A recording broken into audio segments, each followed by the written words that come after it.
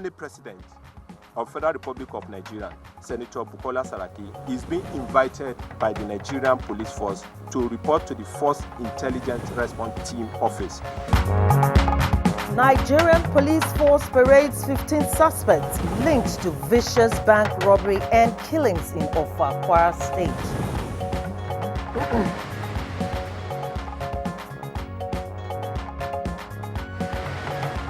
Military neutralizes 10 terrorists in Borno as acting GOC 7 div task forces on adherence to rules of engagement.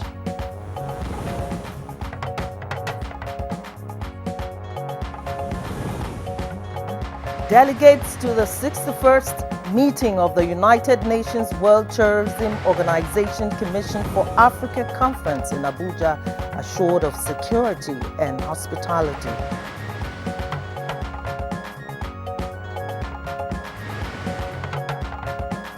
On Good Morning Nigeria today, we focus on the budgeting process and managing the economy under the Buhari administration.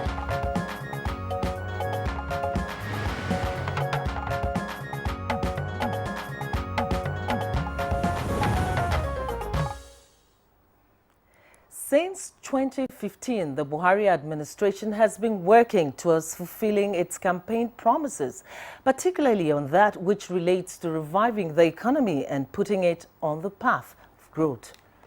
That's right, Joy. Now, it's also generally agreed that a critical part of managing the nation's economy is reflected in its budgeting process, which of course encompasses its planning, passage, and implementation in line with the nation's development agenda. Very well, Kingsley. But as many of our viewers may be aware, the budgeting process in Nigeria has been far from smooth and consistent, owing to many challenges in its preparations, passage, and implementation. And that's exactly one of the areas where the Buhari administration has been working on reversing from the practices of the past. And if you recall, Joy, one of the first decisions was to attempt the process, if you like, of a zero-based budgeting system. Now, this methodology is to help ensure a more optimal utilization of government resources on projects, enhance the level of accountability, and facilitate monitoring as well as evaluation of capital projects. Now, while the executive branch has been working to ensure the return of the January to December budgetary cycle, the desire is yet to be realized as, of course, that's to say the executive branch continues to engage the legislature. The 2018 appropriation bill was only recently passed after nearly 6 months after it was submitted to the National Assembly by the President. Now, one of the issues that the Buhari administration has remained consistent about is the appropriate allocation and application of resources to critical sectors of the economy, such as infrastructure, agriculture, security, among others. Most certainly, Joy. And as all of this is tied up together with the implementation of the Economic Recovery and Growth Plan of the government, which was introduced in 2017 as a response to the economic recession. Now, it has a mandate, of course, to restore economic growth, build a globally competitive economy, encourage diversification, and create jobs. So this morning, we shall look at the whole gamut of budgeting and economic management as we examine the macroeconomic indicators and related areas in our continuation of the sectoral evaluation of the Buhari administration in 3 years. This is Good Morning Nigeria, reaching you live on the network service of the Nigerian Television Authority, NTA. I am Joy Usiago. Thank you for staying with us. And I'm Kingsley Osadolo. I also welcome you to this edition of the program, at the cost of which we have our regular companion segments. And these will include newspaper review, business, sports, foreign, and entertainment. Right now, we are taking the morning news highlights with our other colleague, Claire Adelabu Adurazak. Good morning, Claire. Hello, Kingsley and Joy. Hope you have both had a good weekend. Here's the morning news. Information and Culture Minister Lai Mohammed says the President Muhammad Buhari-led administration is determined to put in place the desired amenities that will attract investment into the country. The minister said this at a media briefing ahead of the 61st UNWTO CAF meeting in Abuja. 4 years ago, hosting this event in Abuja would have been a pipe dream, considering the level of insecurity. Remember that Boko Haram carried out many deadly attacks in this capital city about 4 years ago. All that is now history. Nigeria is safe and secure for its citizens and foreigners, tourists and investors. And Nigeria's efforts at checking illegal trade in endangered species have been commended by the Secretariat of the Convention on Endangered Species of Wild Flora and Fauna in Geneva. Representatives from the Secretariat were led by the Minister of State for Environment, Ibrahim Usman Jibril, to inspect Nigeria's facilities and procedures for checking illicit trade.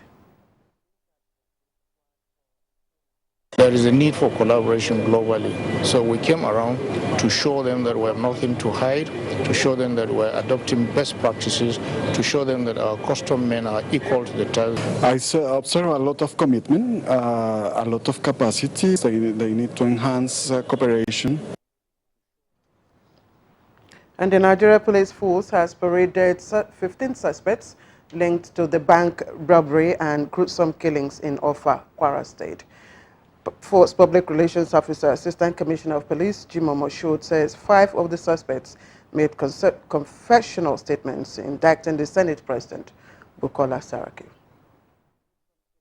They admitted and confessed, and with a volunteer written statement, to have been sponsored with firearms, money, and operational vehicles by the Senate President, Senator Bukola Saraki, and the Governor of Kwara State, Alhaji Abdul Fatai Ahmed. Meanwhile, the Senate President of Federal Republic of Nigeria, Senator Bukola Saraki, is being invited by the Nigerian Police Force to report to the Force Intelligence Response Team Office in Gusapi, Abuja, to answer to all the allegations leveled against him from the conventions of the 5 gang leaders.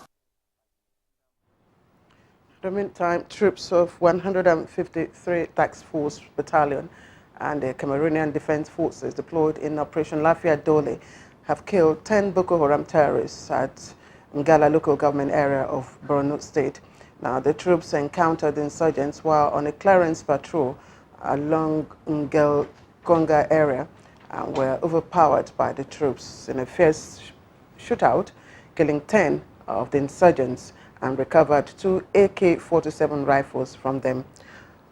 Other items recovered from the insurgents include 1 Boko Haram flag, a set of bow and arrows, 2 mobile handsets, and 1 Cameroonian international passport. In separate clearance operation, troops of each 2 Task Force Battalion of Operation Lafia Dole, in a night attack, routed fleeing elements of Boko Haram insurgents at Ngoshe in Goza local government area.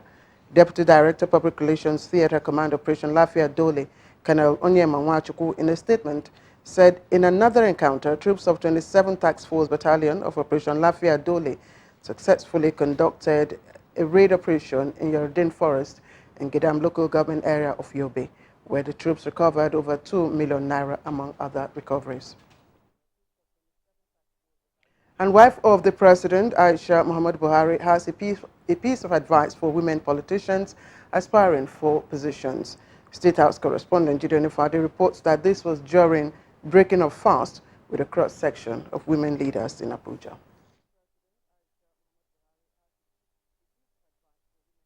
We want women representation to start from the grassroots because the orientation or for a child to develop his morale is start from home. So we are narrowing it down to the grassroots.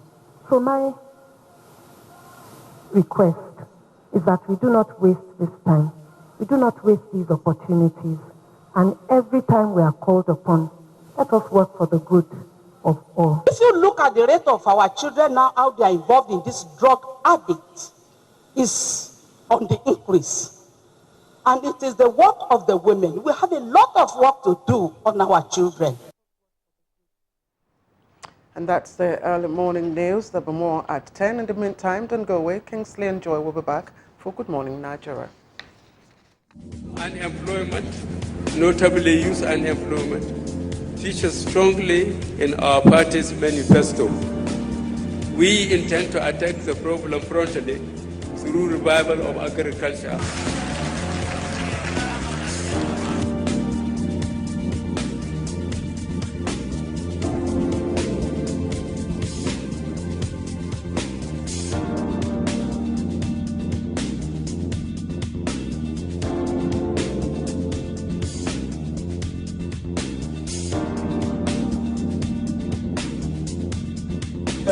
30K is going a long way. Actually, I bought an acre of land for 60K like 2012, and presently I have a cassava farm and a yam farm.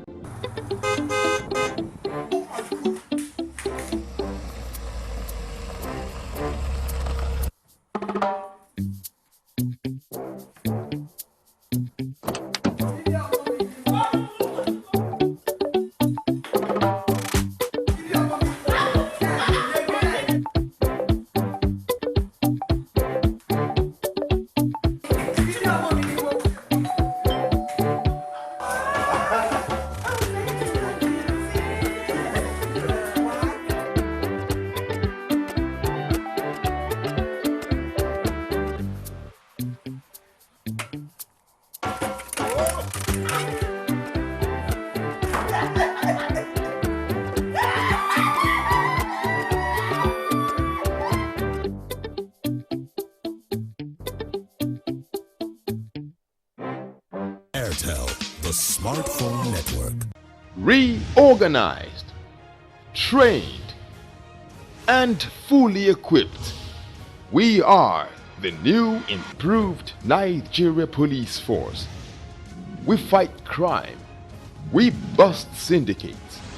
Whatever the crime, wherever the hideout, the Nigeria Police Force will get you busted. Stop kidnapping, armed robbery, murder, pipeline vandalism, and other criminal activities. Be productive. Be security conscious. Join the police force to secure your life and property. This message is from the Nigeria Police Force Public Relations Department. Whenever pain occurs, you want quick relief. Try new Nurofen Express. It goes to the source of pain and gets to work in under 15 minutes. That's why Nurofen Express delivers fast and effective relief. New Nurofen Express works at the source of pain, fast. Being a mom is great, but when your child has a fever, you don't know what to do. I trust Nurofen for Children to take care of my child's pain and fever. Effective relief you can trust. Your perfect family is under threat by germs. Infectious diseases are now the world's biggest killer of adults and children. Every day, 16,000 children under the ages of 5 and thousands of adults die from infectious diseases. These infectious diseases are caused by germs. They are everywhere. An average human being comes in contact with over 1 million germs daily. In unclean water, dirty surfaces, in the toilet, on cuts and wounds, on your clothes. Germs can cause deadly diseases like typhoid, diarrhea, flu, and cough. To protect your family from germs, use the power of Dettol's 1 Cap Full for surface cleaning, in your bathing water, in your laundry water, for first aid, to protect your family from up to 100 illness-causing germs. Be Dettol Sure. Endorsed by the Nigerian Medical Association. The choice of who you marry in life must come from your friends. You don't reach time where we suppose arrange wife give birth. No, it must come from your mother. She's your wife. Can that thing called love blossom from an arrangement? It's a different ballgame from a partnership in a conjugal relationship. Can brides and grooms be truly happy with a stranger forced on them by parents or relatives? I don't even know him. How can I marry him? I paid your bride price, and your father collected a piece of land from me. Your rib-cracking comedy tries to answer these questions and serve them with a lot of rib-cracking comedy to you. Is marriage by force? Join us this week on Professor John Bull in the episode titled Arranged Marriages. Thanks for the gift you bought me. I should be the one thanking you for sending me a gift. But I never sent you a gift. I want a piece. Oh no. Yes. They were holding peace. Over and out. Brought to you by Glow. The largest data network, Glow Unlimited. Thank you for staying with us. Central Bank of Nigeria sells over $333 million in the retail secondary market intervention sales over the weekend as Nigeria's Purchasing Managers Index shows the economy expanded at a slightly slower pace in the month of May. Joy Uzo brings us details on business news. Hello and a warm welcome to Business News. In continuation of its push to guarantee foreign exchange liquidity, the Central Bank of Nigeria, CBN, on Friday sold a total of $331.41 million to players in different sectors in the retail secondary market intervention sales. Friday's sale of the greenback by the CBN came closely on the heels of its intervention in the wholesale segment of the market on Wednesday, May 30, when it pumped the sum of $210 million into the interbank forex markets. Confirming the releases, the bank's acting director corporate communications, Isaac Okarafo, said companies in the agricultural, airlines, petroleum products and raw materials and machinery sectors were the beneficiaries of the intervention. Okarafo explained that the CBN continued to make interventions in the forex market in order to guide against illiquidity and checkmate actions of speculators that could mount pressure on the country's reserves. Reiterating the assurance of the CBN Governor Godwin Emefiele, he said the bank was buoyant enough to meet the foreign exchange requests of various customers cut across the different segments of the market. Meanwhile, the Naira on Friday exchanged at an average of 361 Naira to a dollar in the BDC segment of the market across major cities in the country. Meanwhile, the economy expanded at a slightly slower pace across both manufacturing and non-manufacturing ring sectors. Manufacturing PMI fell from 56.9 to 56.5 as production and employment levels quickened, but new orders and inventories decelerated. Data released by the Central Bank of Nigeria, CBN, on the country's Purchasing Managers Index, PMI, for the month of May shows. It also indicates likewise that non-manufacturing PMI declined from 57.5 to 57.3 as employment levels expanded faster and growth slowed in the other three components.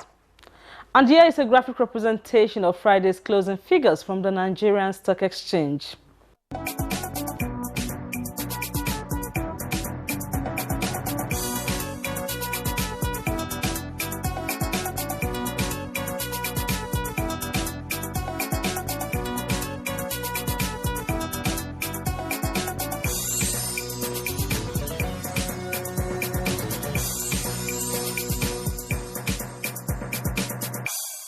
We'll keep you abreast with closing figures of stocks as trade resumes today. And on that note, we'll wrap it up on Business News. Many thanks for watching. I am Joy Uzo. Thank you very much, Joy Uzo, for the business package. Next for us now, we go to the front pages of today's newspapers to review the headlines.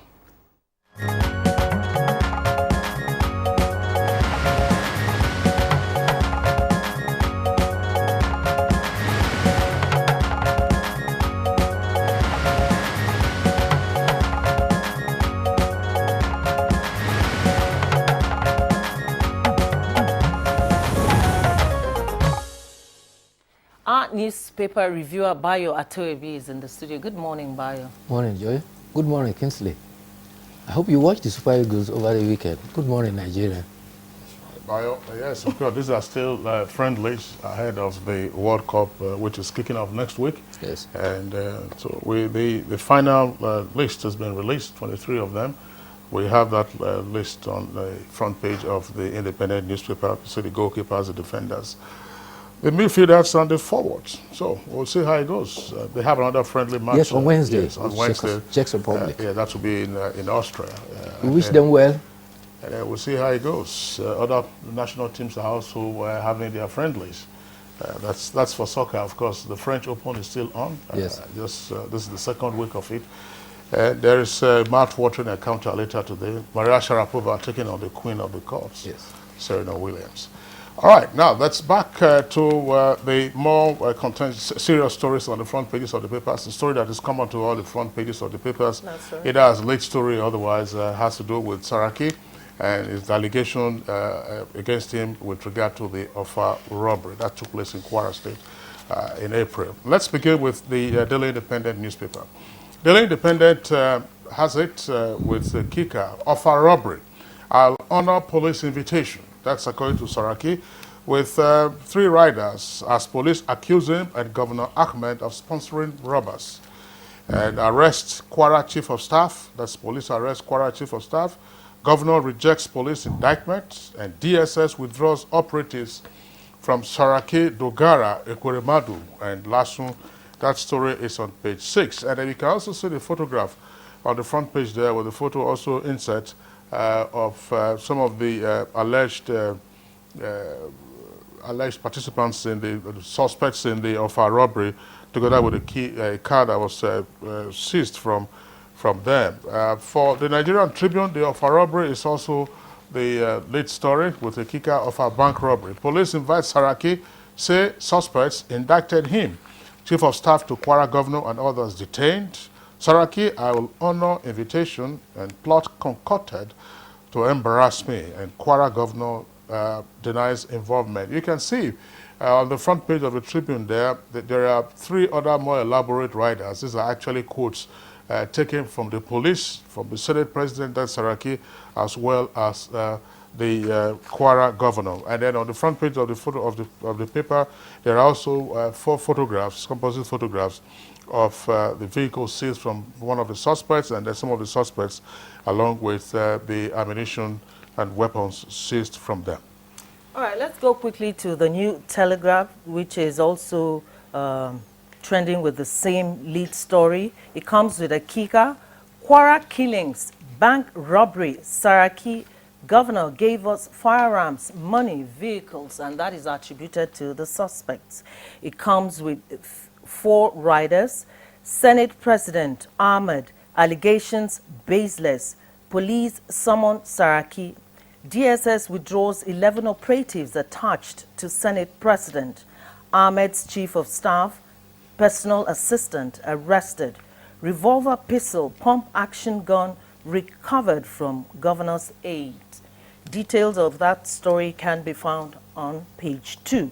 And if you look below the rider, you see a picture displaying the suspects paraded by the police headquarters. Moving on now to The Guardian. It also has that same story. Police summon Saraki over of a bank robbery, and it comes with 2 riders. IGP on frame-up mission, says Senate President. Persecution may collapse democracy, says Horiwa. Ayo? Well, claims and counterclaims, but the basis of it all is that out of the 15% that were arrested, 5 of them had been described as the gang leaders, had made supposedly confessional statements. One of the leaders had alleged that they were recruited as political talks for some prominent politicians. However, the police statement also indicated that they recovered from the gang group a Mercedes-Benz with Lagos state number, a Jeep with a number 19 KWGH, which is supposedly Kwara State Government House, assigned to the personal assistant to the governor. Another vehicle was also bearing a special nameplate belonging to a prominent senator. The Senate President has indicated that he is willing to appear as invited. However, he has asserted that it is a witch hunt. You may be recalled that just less than 10 days ago, he had raised an alarm that some cultists had been arrested in Ilorin, and they were bringing them to Abuja for investigation. And he has alleged there's a ploy to compel them to make statements to implicate them. However, this one is not about the cult group that were arrested in Ilorin. This is about the bank robbery that took place in Ofa on April 5th. Meanwhile, the governor that is also allegedly involved has clarified by saying that the state government had a program for which it provided youth enterprises program with some credit. However, if the criminals had used the vehicle to purchase vehicles for criminal activities, the Kwara State government cannot be held accountable for it.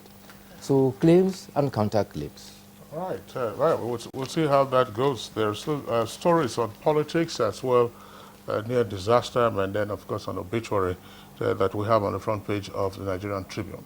Let's take the number of headlines on the first column. That's the left-hand side of the Nigerian Tribune front page. It says, new alcoholic drinks and tobacco excise duty kicks off today. That's on page 11. Ekiti, that's the next one. Bamidele, that's Okpemi Bamidele, moved to Lagos for further treatment. He was a victim of an accidental discharge at Ado Ekiti about the weekend. Bamidele moved to Lagos for further treatment, page 36. Alakunrin, 80, slumps and dies during church service. It's the former president of ICANN, that's Institute of Chartered Accountants of Nigeria. Details of that story can be found on page 6. No card reader, no election in 2019. That's according to INEC.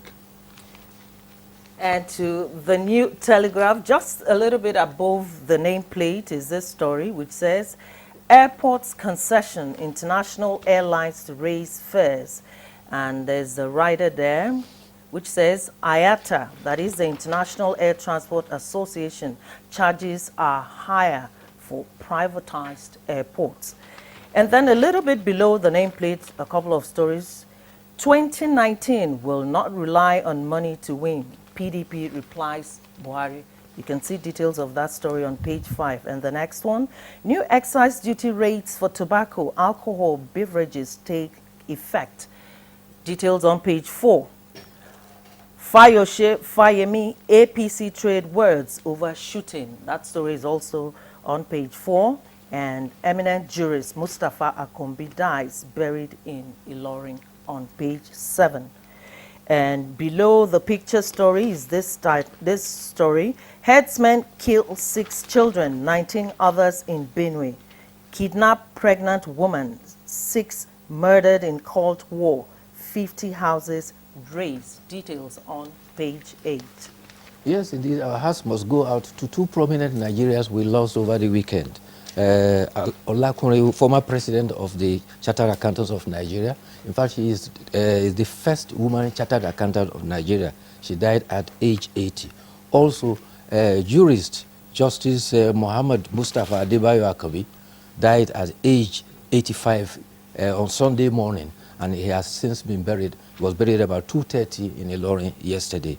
Justice Akabi's death has been described as a shock. Governor Abdul Fattah Ahmed described the death as shocking. He said, Kwara and Nigeria has lost a rare gem, a philanthropist and a revivalist. He described his years at the bench as incorruptible.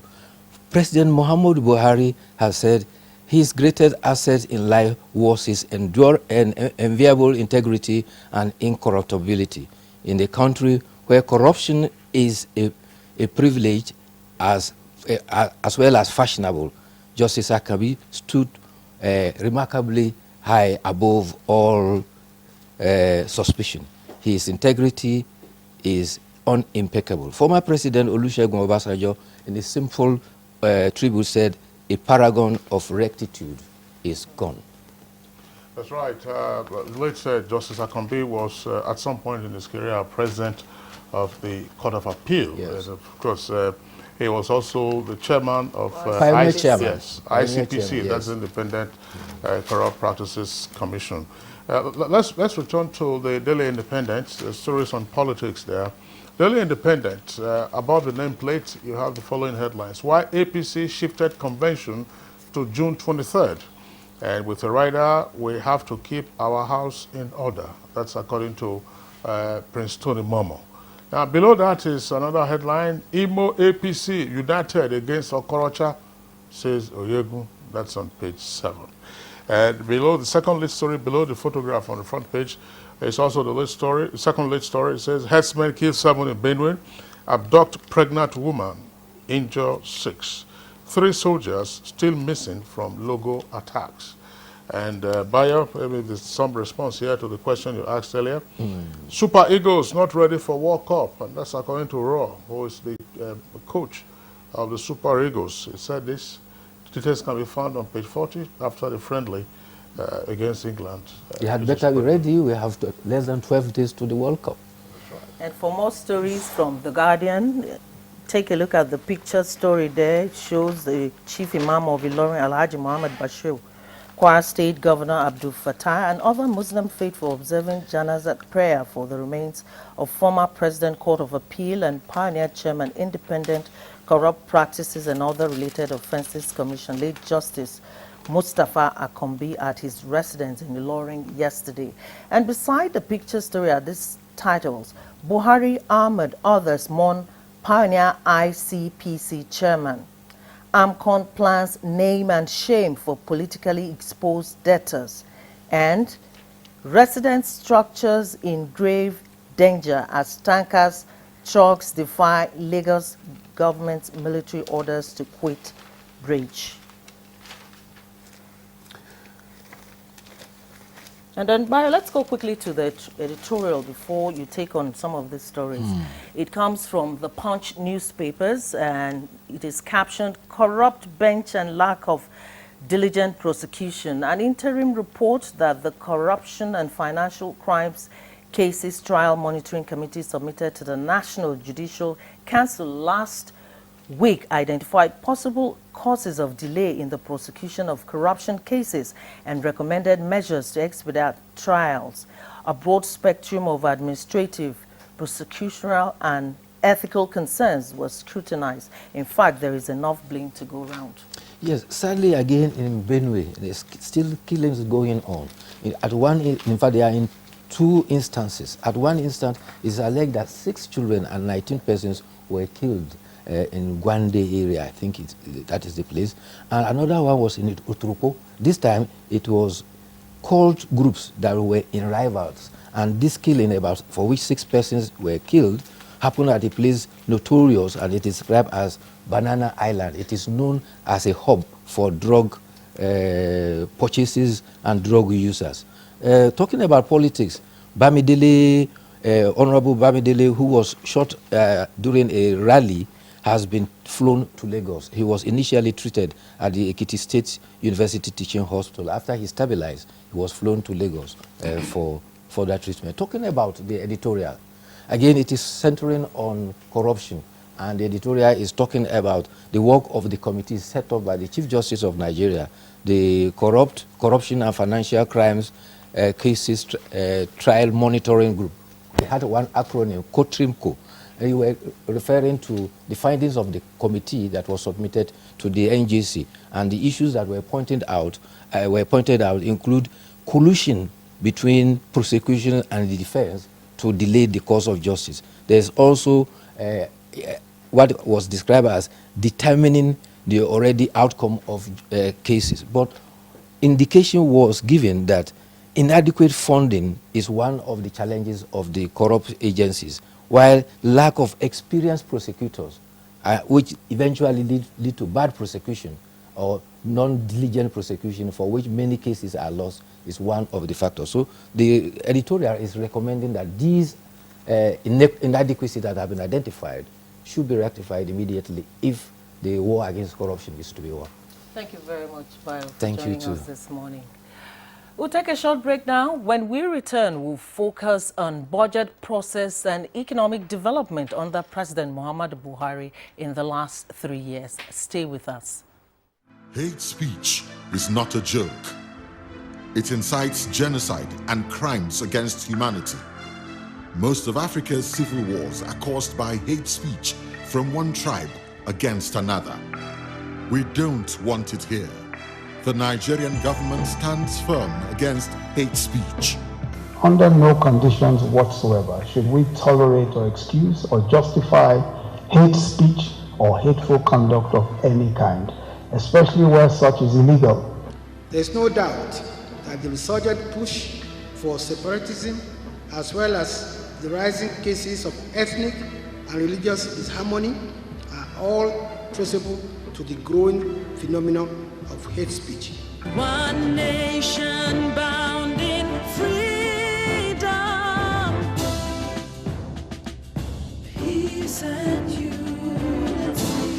Nigeria, one nation, one people. This is a public service announcement brought to you by NTA.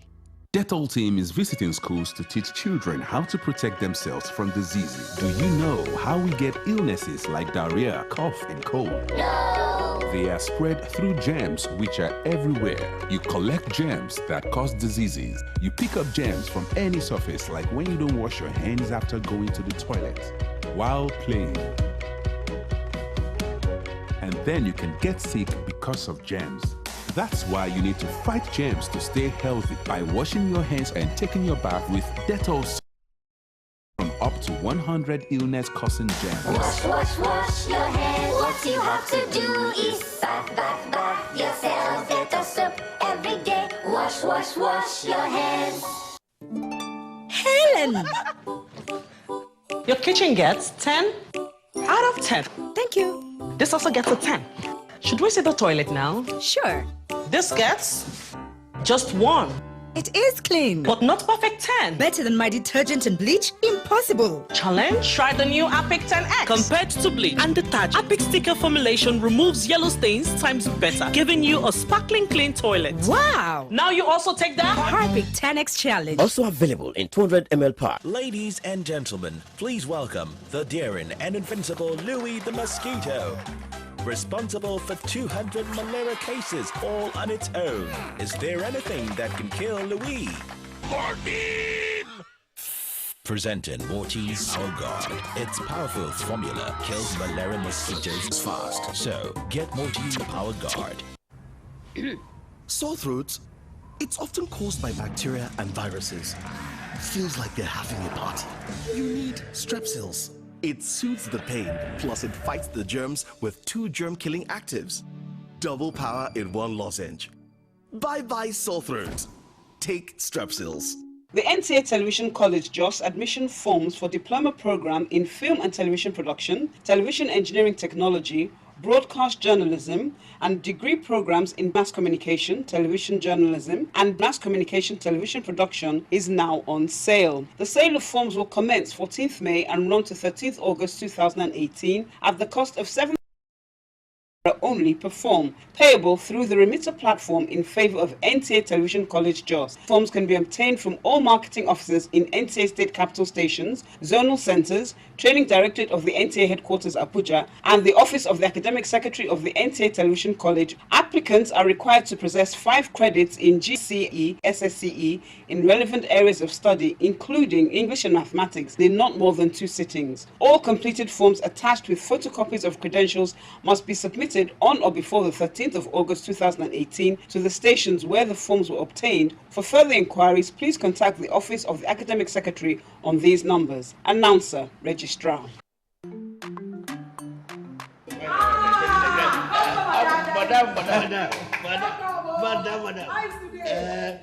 Brought us as usual. As usual. You have no problem. For the three You are welcome, sir. as usual, yeah? Welcome. You take that one. Yeah. Take that one. You don't understand? We want Nigerian homegrown rice. Finish.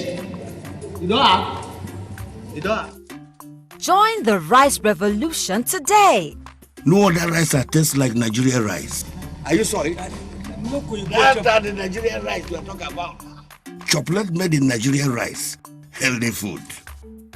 I'm going to bring Mrs. to come to chocolate rice of made in Nigeria here. And see how it are made. Correct. And how they are cook it. Correct.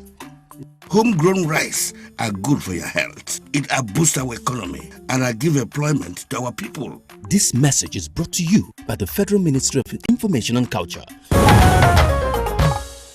right, you're welcome back. But if you just joined us, it's Good Morning Nigeria. We are reaching you live as always on the network service of the Nigerian Television Authority. Now, to kickstart our conversation on the budgeting process and national economic development under the Buhari administration, we joined our correspondent now, Timothy Yusuf, for this background. Upon coming to office on the 29th of May 2015, the Buhari administration was confronted with dwindling oil revenues, weak economy, growing unemployment and poverty.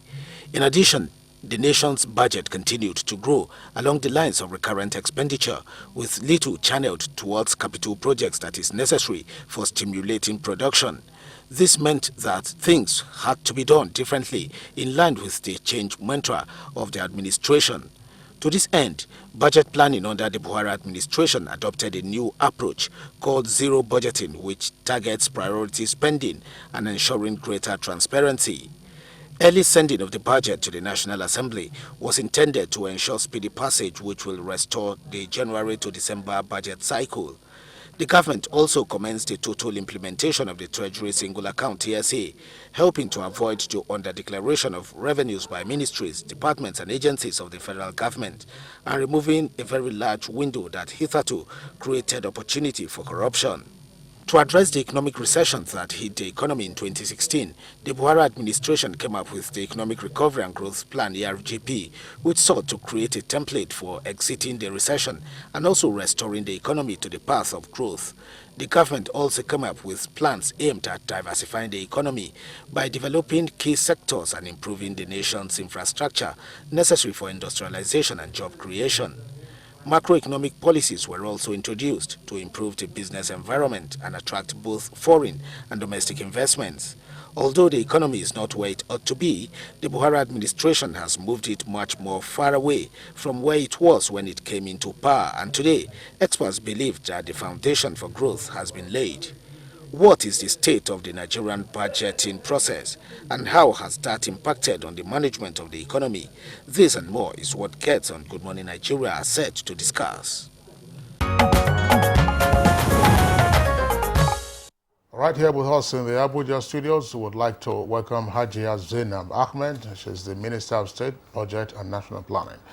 Hajia Zainab, pleasure to have you on Good Morning Nigeria. Good morning. Thank you for having me. All right. Also here with us on the Good Morning Nigeria is a familiar face on the program, Professor Uche Uwaleke. He's head of the Department of Business and Finance at Nasarawa State University in nearby Kefi. Professor Uwaleke, pleasure to have you on Good Morning Nigeria again. Thanks for inviting me. All right, Joy. Also in our Kaduna studio, we have Muhammad Sani Dattijo. He is the Commissioner for Budget and Planning, Kaduna State. Thanks for joining us on Good Morning Nigeria.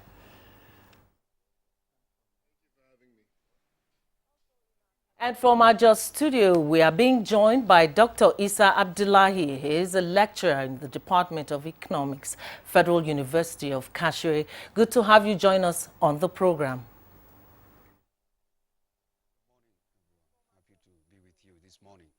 All right, thank you very much. We hope we will get another guest to join us later on in the course of the conversation once we establish the links with one of our other network centers.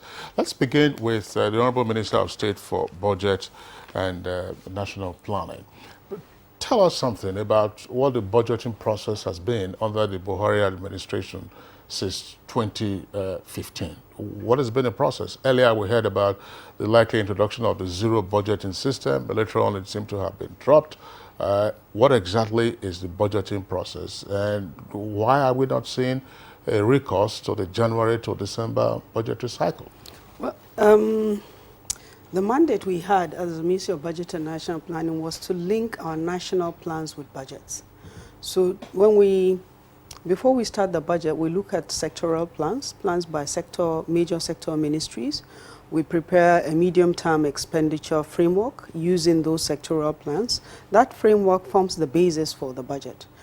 When we came in 2015, the administration had already decided that we were going to be using the zero-based budgeting process. We call it ZBB for short. ZBB is a process where you compel MDAs to justify their spending on an annual basis. You don't provide funding by increasing from a baseline. So if an expenditure has been incurred last year, does not mean that it must be incurred this year. So there has to be a justification. That's the basis. So we link the budgets with the plans to make sure that the plans are implemented and the objectives of those plans are realized. The budget for 2016, 2017, and 2018 were prepared using the zero-based budgeting process. We also inherited a process that saw the MDAs preparing their budgets on Excel templates and bringing this, or on paper, and bringing this budgets to the budget office for collation. That provided, it was inefficient, it provided a lot of room for mistakes and even possible manipulations of the budget. So we now put in place in 2017 a process whereby we created a web portal where each ministry, department and agency prepares its own budget following the templates that have been posted on the portal. And this portal has a functionality that enables audit trails. So whatever activity is done on the portal, you can trace it to whoever made any particular entry. When they prepare it on the portal, they submit to a central portal at the budget office. The budget office reviews. If they are not satisfied with what has been submitted, they make comments and ask them to send it back to them to review. So that's what is done. So the budgets are actually prepared by the MDAs. The budget office checks, validates to make sure it conforms with the MTEF, and then collates the budgets and put it together in the form of the Appropriation Act that goes to the National Assembly. Also, to be able to meet the challenge that we saw the economy was in recession, we decided that we must spend our way out of the recession.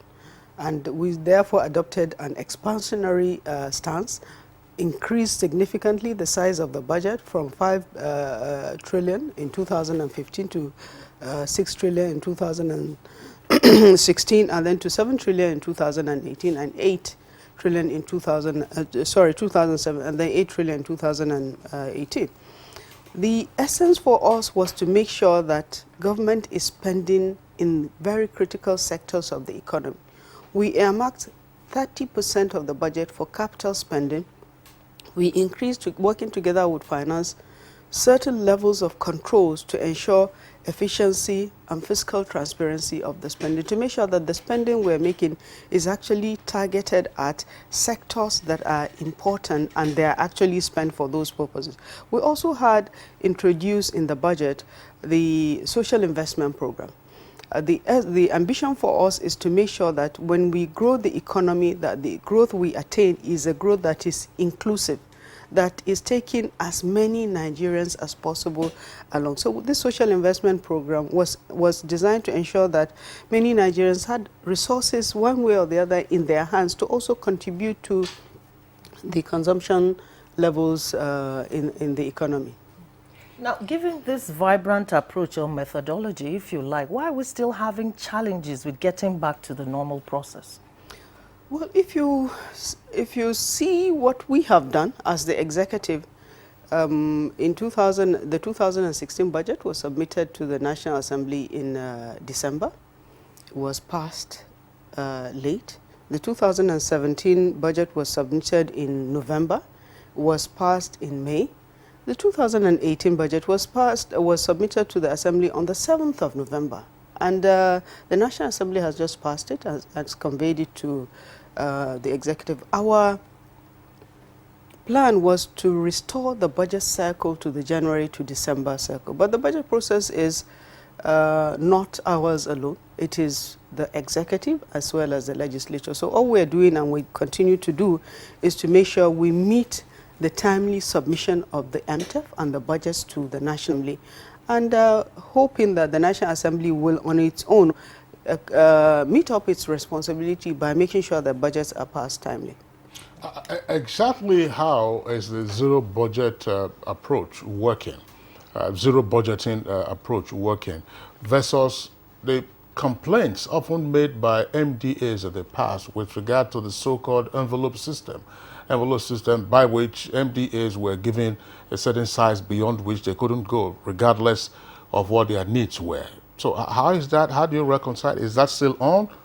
Well, the zero-based budget, people, especially the MDAs we found, assume that they could ask for the moon and the star and get it. But there is a limitation, and the limitation is revenue. So you still have to spend within a certain limit of spending. Otherwise, the first year that we had budgets, we had an MDA that came with a budget size that was larger than the total capital budgets of the Federation. So we had a problem. People didn't understand. We had to continue to engage people, train people so that they understand that even though it's not the envelope system, there are limits. You can't have a bottomless pit and just estimate what you want for any. And then we have these bilaterals where we sit down with each MDA and we go through their budgets line by line, and we discuss with them the need for every item, and they justify it. So that's the basis. And we design template that makes sure that whatever item you are requesting for is disaggregated to the lowest level. And so if you're doing a conference, for example, you will not be saying, I need 10 million. You will be saying, this conference is for 150 people. The hall is going to be 500,000. We will feed people for lunch. We'll feed people. So you have those kind of details. So very easily, if there's any unreasonable expenditure, you see it. So that's the basis of the bureau. You take the expenditure to the lowest possible limit before you aggregate it and have a line item.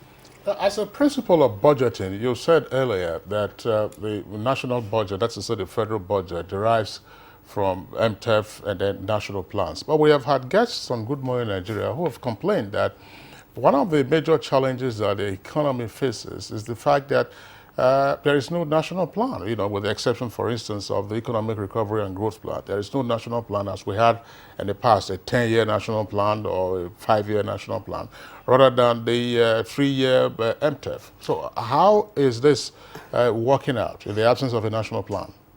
There is a national plan. The Economic Recovery and Growth Plan is a national plan. It's a medium-term plan for 2017 to 2020. And we have a plan to do a longer-term plan beyond that. We didn't have time to do a 25-year plan because it's a long process. The economy was stressed, it was in a recession, there was all kinds of challenges. So we took the view that, okay, the Vision 2020 is a good plan.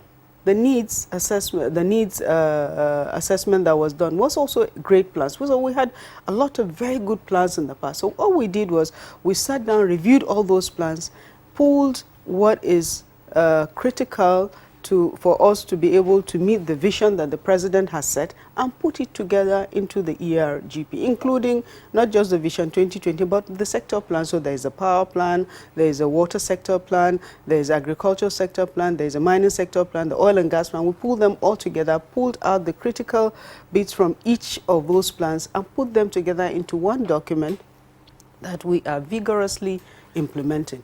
And the ERGP is one of the main reasons why we were also able to pull out of a recession in addition to the heavy spending.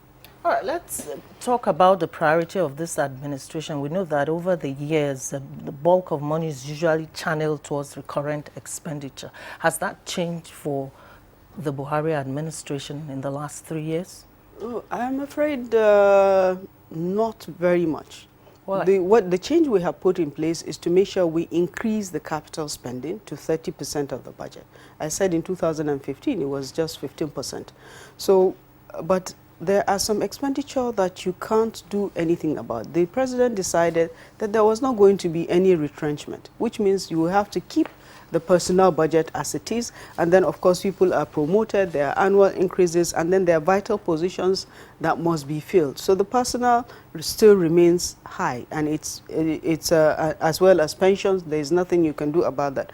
Then there's debt service. We also inherited a lot of debts that we have to continuously service. So we have not been able to reduce as much as we would like the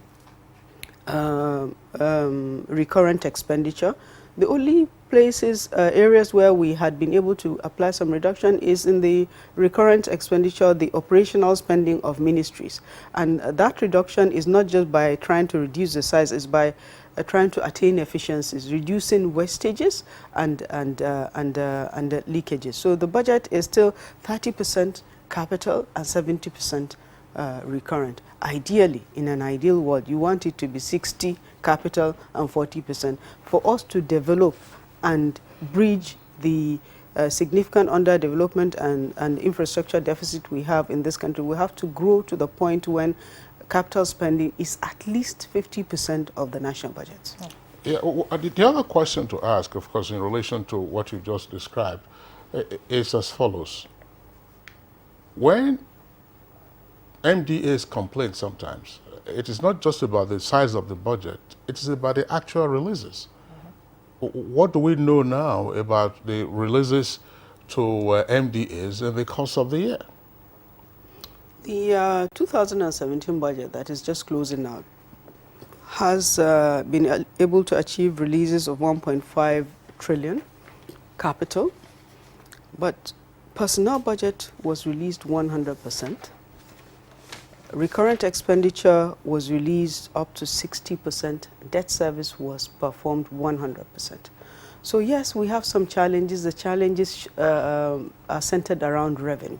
Our revenues are still not performing at the levels that we expected to perform, especially the non-oil revenues. Oil revenues have performed very well, almost up to mark because of the increase in the crude oil price beyond the amount we estimated in the budget, and also the reasonable levels of crude oil production. But customs also is almost 100% achieved, but taxes and other revenues, especially revenues that we projected to come from government-owned enterprises, are about 25% performed, which means a shortage of about 75%. So that's the struggle for us.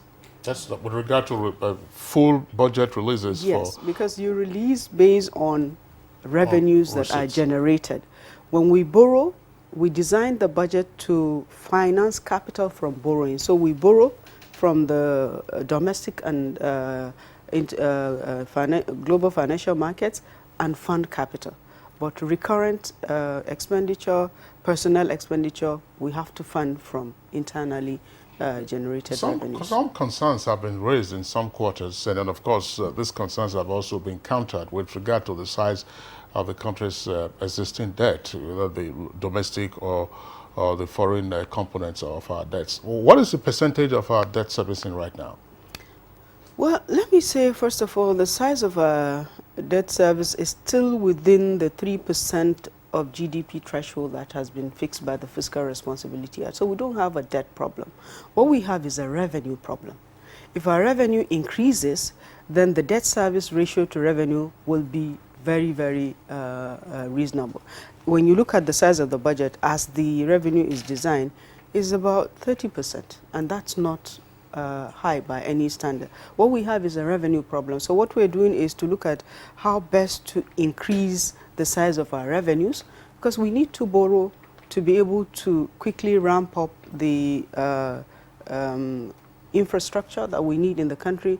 We need to be able to make sure that the budget as designed, at least the capital component, is attained.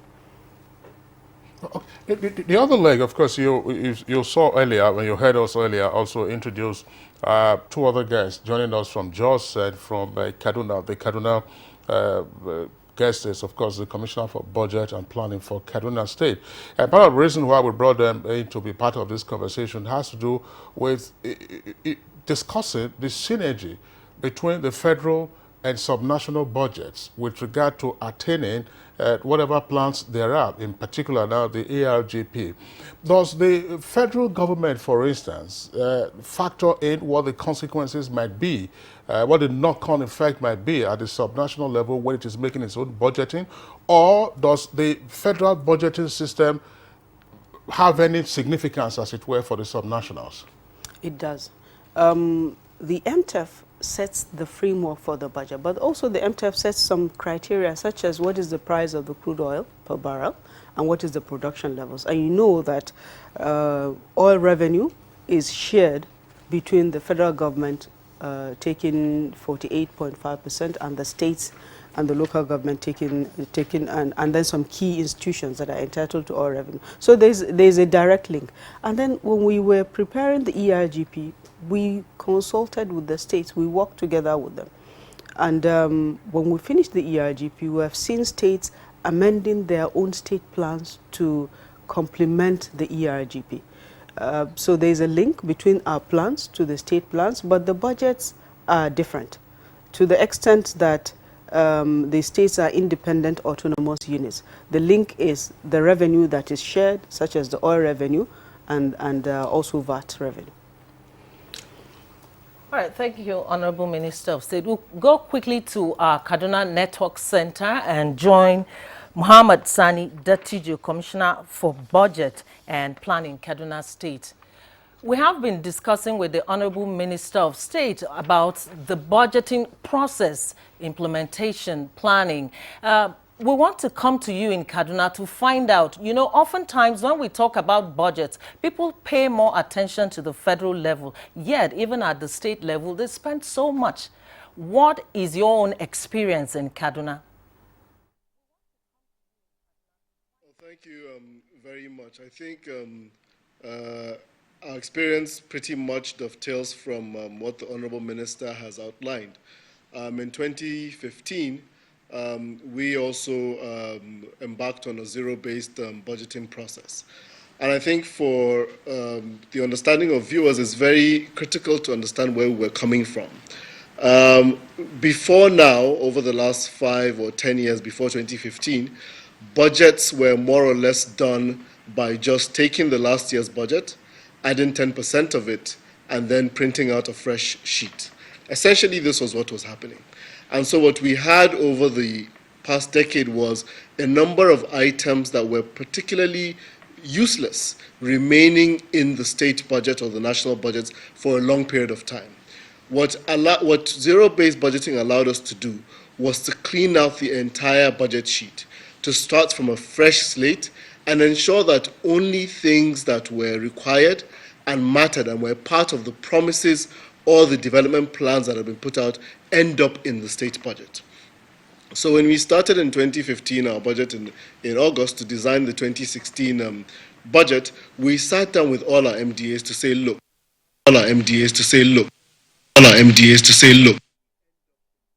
All right, sorry, you could see we started off with some video challenges. Now the video challenges crept into the audio. We'll sort that out. Do we have a... Is it clear now to return to Kaduna? All right, yes, we understand the challenges have been cleared up. So, Honorable Commissioner for Budget and Planning in Kaduna State, please continue with your explanation. Okay, can you hear me now? Can you hear me now?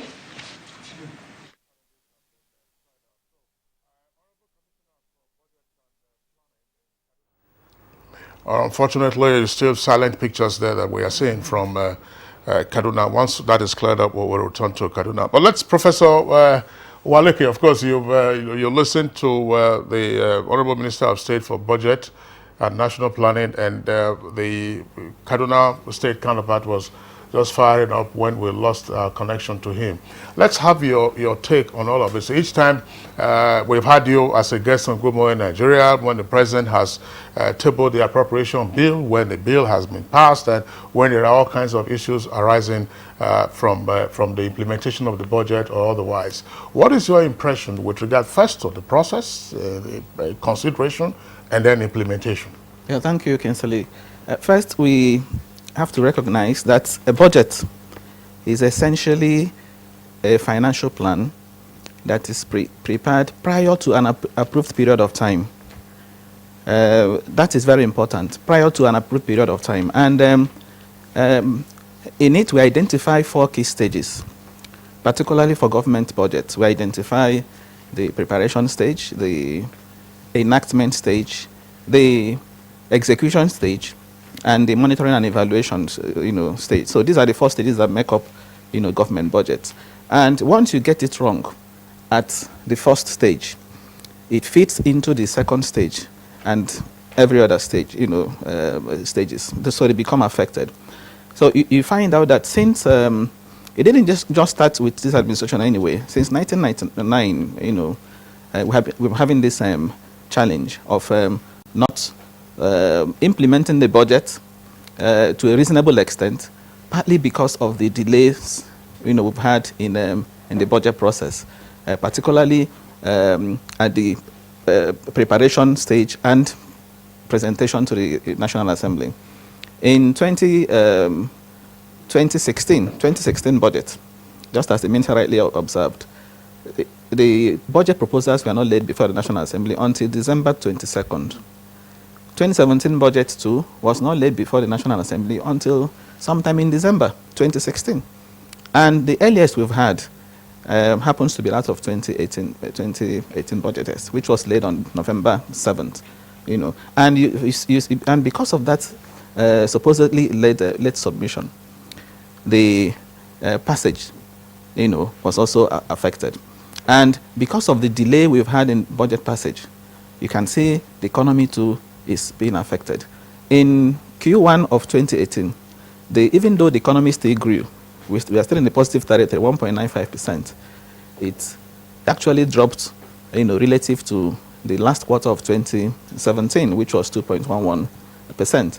You find just this morning, you saw the figures, the Purchasing Managers Index is also, coming down. And if you look at the stock market, for example, the stock market too has been adversely affected because of the delay in the budget. So you find that when you delay the budget, it creates a whole lot of uncertainties, in the system. Business confidence, went, and these uncertainties, slow down the pace of economic recovery.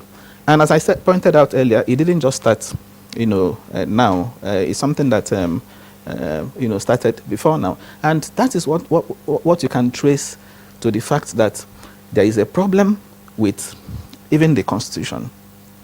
Section 81 of the Constitution gives the President the latitude to submit these proposals at any time, provided it's done before the next financial year, meaning he could do that on December, 31st. Whereas our fiscal year, in line with the 316 of the Constitution, is from January 1, to December 30.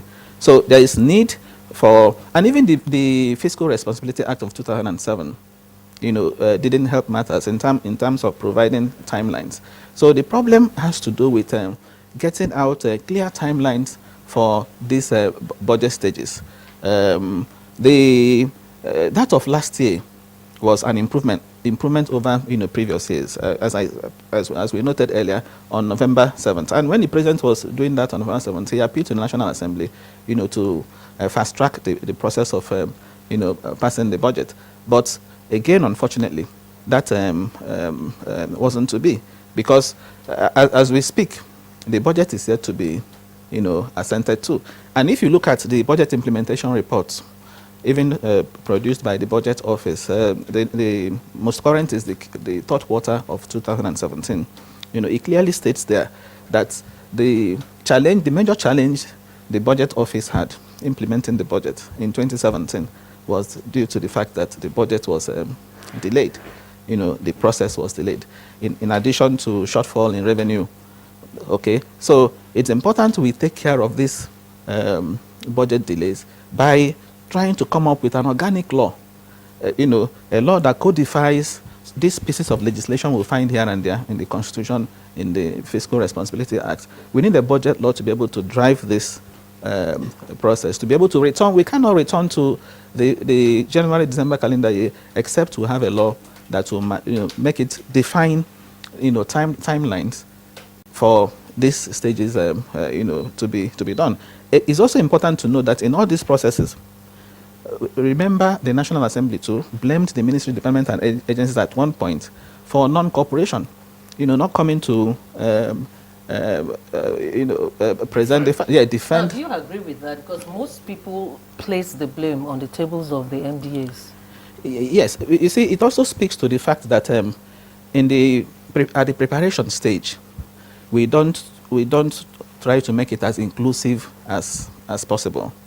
You see, Nigeria is a member of the Open Budget Partnership. We joined in 2016, and we know the key planks of that is, aside from transparency, aside from anti-corruption, we also have citizens' engagement and participation, and then, of course, access to information. So, in preparing the budget, if it is very inclusive, if the National Assembly, in my view, can be involved even at the preparatory stage, it will reduce the kind of frictions we have. It will reduce the amount of delays we have in passing the budget. As a rule of thumb, The National Assembly, Parliament requires a minimum of 3 months to critically interrogate the budget. Minimum of 3 months. So if you don't present the budget proposals sometime in maybe early October, it becomes very difficult for the National Assembly to conclude this work and then get the budget, get the appropriation bill passed, before the president ascends to it. So it's very important, it's very critical that we begin the process of budget preparation early enough. And I'm happy to note that for 2019, I already saw the personnel budget called circular. The Ministry of Budget has already issued the personnel budget called circular. So it would appear that preparations for 2019 budget have started. But as I said, what is important is that we'll try to make it inclusive enough, involving the National Assembly, even at this stage, okay, to reduce the disagreements that usually arise in the course of. Professor Waleke, what you are saying now, I mean, in discussing the consideration of and passage of the appropriation bill, one of the issues that came up over the years had to do with the issue of capacity challenge among some members of the National Assembly.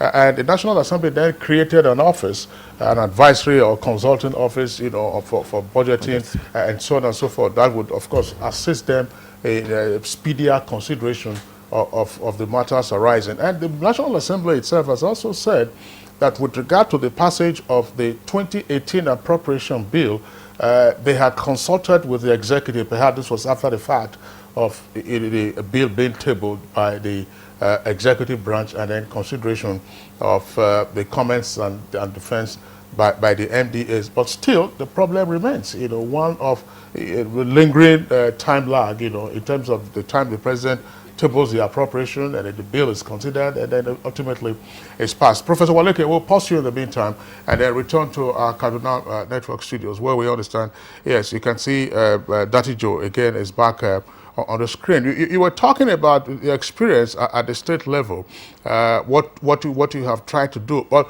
of course, in further explaining that, we would like you to speak some more with regard to whether your state budget is in a silo, or whether it takes a cue from the ERGP or any national plan or MTEF, and therefore how does this synchronize with perhaps what the national government is doing? Well, thank you very much. And our budget is definitely in sync with the federal government. As the Honorable Minister mentioned, the medium-term expenditure framework sets out the fiscal frame for the entire country. That is where the main macroeconomic assumptions are contained, including the prices of oil, the inflation rate, and other key macroeconomic indicators. In addition to that, the ERGP is a process where all states participated in, and all states have been in a process to domesticate this so that we have a national direction that is coherent with states' direction. But also to mention that there is some differences in terms of how the states operate on a state-by-state, case-by-case basis. We do run sort of many subnational economies within the state that are all linked, but the federal government has the power of both fiscal and monetary policy. At the state level, we only have the fiscal policy, which is based on expenditure and taxation. And so we do try as much as possible to remain in sync while also driving out expenditure that will build out our own state economies. So over the last 3 years in Kaduna State, for example, we've been able to align our fiscal budget with the fiscal calendar year. And so all our budgets have always been signed in December, and we kick off at the new year in January. Why it's critical is, this is very, very important, is because if you factor in things like procurement that take a number of months within the year, and then you factor in things like the weather and rainfall, it's really important that the fiscal year is corrected to the calendar year. And we've probably achieved this more or less by having a cooperative legislature. where we submit the budgets on time and we have a discussion that engages all of them in that process. We've done this consistently since 2015, and I think that's really where the difference comes in with the National Assembly, where the budget this last budget spent 6 months, which is a record in terms of the delay that has happened. Our budgets, we have already kickstarted our process for the 2019. We're hoping to submit it to the State House of Assembly either later this month or early in July. This is critical because, as you know, this is a political year, and as we go into third or fourth quarter of the year, we're going to be inundated with political activities, and so it's very important that this year particularly is done much, much earlier so that the budget is out on time. As I mentioned, the state in 2015 also commenced a zero-based budgeting process, and why that's critical is because for you to clean out the financial document or the history of the state, you really need to understand and own what is inside the financial plan of the state. And so when we went through that process, not only did we gain efficiencies, but we were able to take out a significant amount of ghost workers, ghost pensioners, ghost projects, all across the state. The budget is probably the most important document that any government will ever produce, because this is where all the political promises come to bear. This is where the development thrust of the state or the nation is outlined. This is where we identify what's serious and what's considered important to a state or a nation. And that's why it's very, very critical that we went through it line by line with all the key stakeholders to understand exactly, does this take us to where we want to go to? And we were able to achieve the 60-40 mix for capital and recurrent, mainly by gaining efficiencies in reducing recurrent expenditure. We found out that significant amounts, for example, in 2014, about almost 3 billion naira was being spent as recurrent expenditure at the government house. In that same year, only 200 million, 300 million was allowed for the entire health sector in the state. So you can see that there's definitely a misalignment of priorities. When you're spending much more at the recurrent side, buying food items at the government house, in expense of healthcare for 9 million people. So these are some of the things that we started to correct, and we're able to move the structure of the budget to a 60-40 ratio. That has helped out a lot because despite the fall in oil, the recession, Kaduna has witnessed the largest capital expenditure in its lifetime over the last 2 years. In 2016, we had a capital budget implementation of about 70%, which was unprecedented. Our IGR has doubled over the last 2 years. We inherited an IGR, the highest was 14 billion. As of last year, we'd made it 26.5 billion. So things are changing. And all of it is really coming out from some of the surgical moves that we made from the budget. As a last point, I would mention that this hasn't stopped at the state level. We've worked with our local governments. About 8 of our local governments, when we came in, were not able to pay salaries. They had to do what they used to call they used to borrow from other local governments to be able to cover the salaries of 8 local governments that we had. As of February this year, all our local governments today are fiscally viable. They're able to pay their salaries and save a little bit more for capital expenditure. And I think a lot of it has come really from the financial engineering and the discipline that's been put in partnership with the State House of Assembly to achieve these things.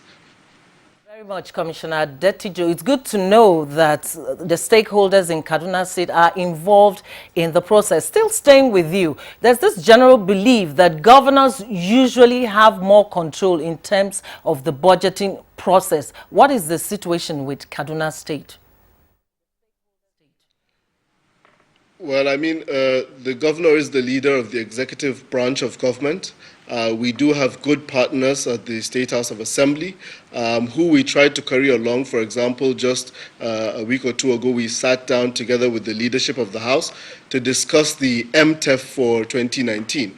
And you see, when we tried to carry them along and they go through the process, they understand why we're capping, for example, expenditure at this level. They understand that it tails back to the revenue side. They understand the key indicators. Some of the sessions we've had to do really broken down economics 101 to really discuss with them on how the entire frame is set up. And that's one of the things that, you know, we always get a bit of shocker with at the national level when the MTEF, as prescribed by the Fiscal Responsibility Act of 2007, is what sets the frame for the budget. And so usually the Honourable Minister and the President submit this MTEF to the National Assembly, and they pass it before it gets to before they submit the budget. And so it's really surprising when after the MTEF is passed by the National Assembly, they then go through a 6-month process to approve the budget. The MTEF sets the frame already. It sets the oil price benchmark. It sets the size of the budget. It sets the details in terms of percentages for each sector. So really, there's no need for the national budget to go through another 6 months of review after the MTEF has already been passed. This was the entire, intention of the framers of the Fiscal Responsibility Act, that the MTEF sets the ground and then moves forward. So we have been lucky in Kaduna that the State Assembly, the legislators understand, and once we go through the MTEF process in detail, they ask the key questions, they press us, we answer. So when we submit the budget, it's a much smoother process. What they then do is to invite each ministry, department, or agency to defend its budget in line with its mandate. Does this fit into the mandate of the State Emergency Management Agency, for example, when you're doing something that the Ministry of Women Affairs is supposed to be doing? And so they realign if there's only such misalignment. And then we get the budget passed and signed in December for it to get in touch for implementation in January. All right, thank you very much, Dati Joe. Let's go over now to Dr. Isa Abdullahi of the Department of Economics at Federal University in Kashire. Dr. Abdullahi, you listen to the other guests. Let's have your opinion with regard to the national budgeting process, state budgeting, and ultimately economic development of the country. Thank you. Good morning once more. My issue on I have listened to the Honorable Minister, and I also listened to the Prof there. I listened to the Honorable Commissioner. And actually from the discussion, from what I've gathered from what they said is, I'm trying to look at it from this way. The process of budget, as rightly pointed out by Prof, is we have about 4 stages: the preparation, the enactment, the implementation, and the monitoring. And we have to look at these variables one after the other. From what I gathered from the minister's discussion here is they have been doing it early. They have been they have developed a lot of softwares, a lot of packages to improve the budget collection from beginning. And I want us to look at it this way again. We still have some other things that if we don't do them from the preparation stage, definitely they will affect the budget at the implementation end. And we need to have a lot of connections between the processing of the budget, the preparation of the budget, and the final result it will give us. For instance, now, it was just of recent that the Nigerian Medical Association Joint Health Sector Union of Nigeria were on strike. It's a major sector in the economy, or a major subsector of the economy. And from the preparation of the budget, if we could have anything that would have been done, forging ahead of all the problems that were there because they've been lingering for a longer period of time. If we didn't allow it to happen, it wouldn't have impacted on the health sector negatively. And now, if you look at the indices of our health sector economically, you realize that we're in a very bad situation. It's seemingly a very bad situation. There were outbreaks of cholera in Bauchi and some other parts of northeastern Nigeria, some areas even in Jos here. And actually, if the health sector, from all the levels, ranging from the primary healthcare sectors, from the secondary healthcare, tertiary health sectors, have not been on strike, we would have averted those kind of problems from beginning.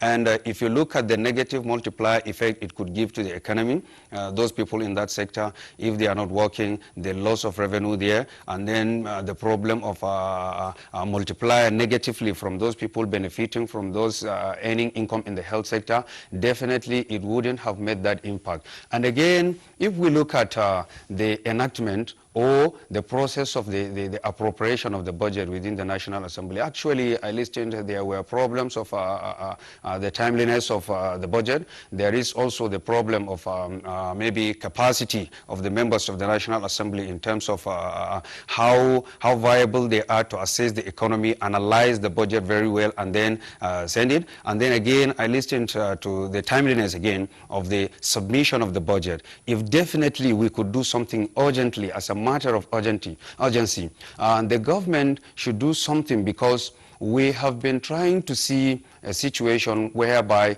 if it is possible, the budget could be submitted within the period of maybe around September, so that it will allow the National Assembly to scrutinize the budget very well, so that we will have again preparation for the next year to have the implementation of the budget correctly. Because a lot of information have been coming, most especially in the implementation of the budget. You realize that sometimes the capital component of the budget will not be implemented to the tune of about 50–60% has not been implemented, owing to the fact that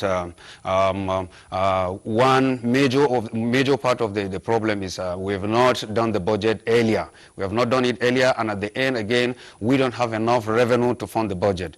If we don't have enough revenue to fund the budget, then we have serious challenges with our planning system, because the budget system has to do critically with the way we can generate the revenue. For instance, now, if the federal government now will look at the key sectors of the economy, like the agriculture. If you take away oil in Nigeria, the next great revenue sector of the economy should be the agricultural sector. And if we are not that too unmindful, if I can say, we would have definitely have gotten something very serious on agricultural sector from maybe now. What we would have been doing to supplement the other sectors of the economy in terms of revenue generation is to make sure we have generated a lot of electricity in Nigeria, which will serve as a driving force to power a lot of industries in Nigeria, to enable us get a lot of industrial output from the agricultural sector. And if we don't do that, we will definitely be going back to every day with no stable source of revenue, because agriculture, it will be more stable, because definitely people will have to eat, definitely people will have to consume, and definitely once we regenerate as humans, we will definitely need food at any point in time. But the oil is such a dwindling sector of the international and national sectors.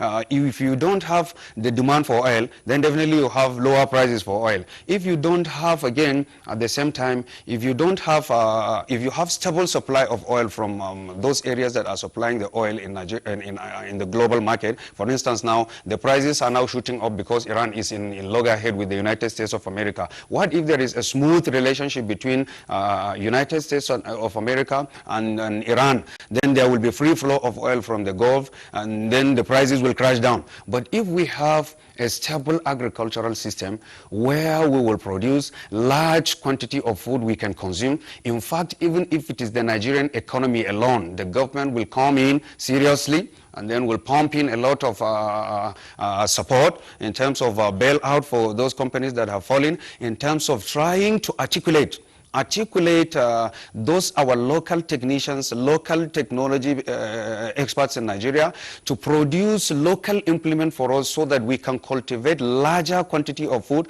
and process it largely to supply it to the maybe West African markets. We are much deficient in terms of food supply. Then definitely we will generate a lot of income from that sector. And then our electricity generation, if we stabilize electricity very well, we are still deficient in terms of infrastructure in Nigeria. If we can supply the normally required infrastructure in Nigeria, electricity, food, good hospitals without people traveling out, and a good educational system without people traveling out, we will stop leakage of income from Nigeria to international communities, and therefore we will save a lot for our own economy. We will save the foreign exchange, and it will do a lot to complement, to augment the budgeting process. We'll have a lot of money to put into the economy. All right, thank you very much, Dr. Isa Abdullahi, lecturer at Federal University, Kashire, from our Just Network studios. We'll come back to you to get your thoughts further on this subject matter. But as we indicated earlier in the conversation, another guest will be joining us right now from our Lagos Network studios is Oluseun Onigbinde, lead partner of Budget. Their business, of course, is to focus on the budget. Mr. Onigbinde, pleasure to have you join us on Good Morning Nigeria. And then quite straight away, let's move on. Let's have your thoughts, on what we have seen with regard to the federal budgeting process, and in particular, the linkage or whatever it is, if there is any dissonance with the subnational level, other than the Kaduna example, which I hope you had the benefit of listening to when the commissioner was speaking to us from our Kaduna Network studios. The government says, look, this is what we are striving to do in terms of increasing our GDP and getting other positive numbers. But what are we seeing at the national level, and what are we seeing at the subnational level? All right, it's a pleasure being here. I've listened to all the conversations. Starting from the federal level, I think the problem is that there's so much politicking when it comes to budgeting at the federal level.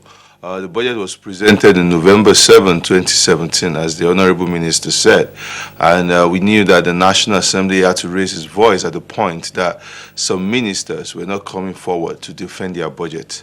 And also, we have also now, the budget is now with the President. So we've spent 208 days within this current budget cycle, and it is still not been signed by the President. So somehow the way we handle our budgeting process doesn't show us to be a very, very serious country. We look like we are very unserious about how, on both sides, the executive and the legislature, and how the budgeting process goes. The 2017 budget officially expires this Thursday, next week Thursday, on the 12th of June, and by then Nigeria would just be without a budget. So I think that process needs to be more smoothened, because it looks like when it comes to the budget, policies is the main thing. Governance is the side also, like most people would say. This is something that we need to put more attention on. The second thing for me is also look at the state budget. So a whole lot of state budgets have also tried to trim their budget because they understand that we are moving into a period of politics, so you find that most state governments are being more realistic about their budgets across the country. Several state budgets in the past, when you look at their fundamentals of their revenue and also of the debts that they can borrow, you look at how much money their budget, so you find the state budgeting 200 billion, whereas you know that the entire revenue is now up to 80 billion. The only outlier recently has been Cross River State. Cross River's budget was 1 trillion naira, over a trillion naira budget. When you will look at its IGR is less than 20 billion naira, and I think that's one that it comes across as something that you, as an economist, something you just basically cannot even understand. But overall, I think most states are also, like the minister said, are aligning with the AGRP, and they're trying to use agriculture, small manufacturing, export promotion as key anchors for their budgets. And I think it's great enough. But what you find at the state level is that there's more synergy. Maybe it's because the scale is small, maybe because the interests are few.